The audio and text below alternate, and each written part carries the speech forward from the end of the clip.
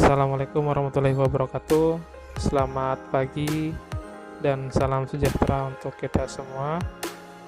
Selamat datang saya ucapkan kepada siswa kelas 10 MIA di SMA Negeri 11 Berau.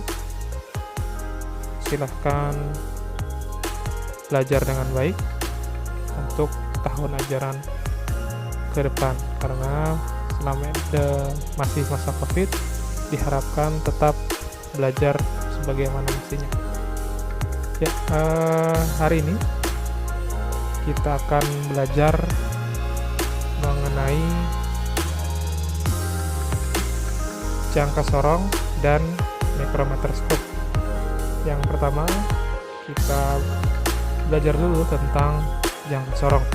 Nah, yang perlu diperhatikan, jangka sorong itu adalah alat ukur yang memiliki tingkat ketelitian sampai dengan 0,1 mm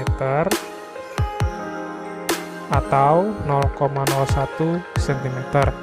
Nah, fungsinya jangka sorong yaitu untuk mengukur ketebalan atau garis tengah bagian luar suatu pipa.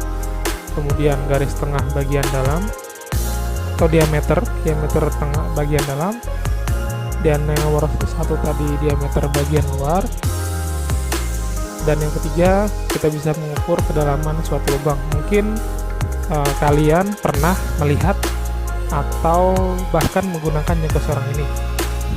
Ya, ini adalah gambar jangka sorongnya. Jadi ini adalah contoh dari jangka sorong. Mungkin pada bengkel ini sering dipakai. Kita lihat bagian-bagian dari jangka sorong. Yang pertama ada skala utama. Bisa lihat dari tanda panah dari 0 sampai 10 mm ini senti ya. 0 sampai 10 cm ini adalah skala utamanya. Kemudian ada namanya rahang tetap. Nah, rahang ini tidak bergerak, hanya di situ saja. Kemudian ada skala nonius. Nah, ada bagian kecil di bawah. Ini adalah skala nonius, itu biasanya angkanya dari 0 sampai 10 garis ya. Kemudian ada rahang sorong. Nah, jadi rahangnya ini bisa kita geser dari kiri ke kanan atau kanan ke kiri, tergantung benda yang ingin kita ukur. Nah, untuk mengukur ketebalan kita memakai diameter dalam ini. Jadi bagian luar yang kita pakai. Kalau untuk diameter dalamnya kita pakai yang di atas ini. Seperti itu. Nah, untuk mengukur dalaman kita pakai bagian yang di sini. Nah, itu tadi adalah bagian-bagian dari jangka sorong. Oh ya, animasi ini dibuat oleh tim lensa ilmu Sulsel, Pak Ishak Madeamin sama Andi Momang Yusuf. Terima kasih atas pembuatan PowerPoint ini. Nah, kita akan coba untuk mengukur suatu benda dengan menggunakan jangka sorong. Nah, kita geser dulu rahang sorongnya, kita geser, kemudian kita taruh bendanya di situ di rahang tetapnya, kemudian kita jepit dengan rahang sorong tadi supaya pas dengan bendanya. Oke, ini kemudian hasil yang kita dapat tadi, kita lihat di bagian sini. Ini adalah hasil pengukuran yang telah kita dapat tadi menggunakan benda yang di atas tadi. Nah, hasil yang kita dapat adalah skala utamanya itu ini sebelum angka 0. Nah, itu adalah 18 mm atau 1,8 cm. Nah, kemudian skala noniusnya itu adalah 0,1 mm. Nah, kemudian kita tambahkan antara skala utama dan skala nonius itu menjadi 18,1 mm. Nah, itu tadi adalah cara untuk mengukur jangka sorong. Nah, yang kedua ini adalah mikrometer skrup.